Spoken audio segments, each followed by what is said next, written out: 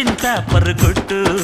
లోక జ్ఞానము కలిగిన వాడే కోచింగ్ సెంటర్ పెట్టు బాబు మార్కుల కోసం ఏడవలేదుర ఎదిగిన ఏ సైంటిస్ట్ గుర్తుపట్టరా ఏ రంగంలో ఉందో నీ ఇంట్రెస్ట్ నీకు కూడా ఉంటుంది ఏదో ఒక టాలెంట్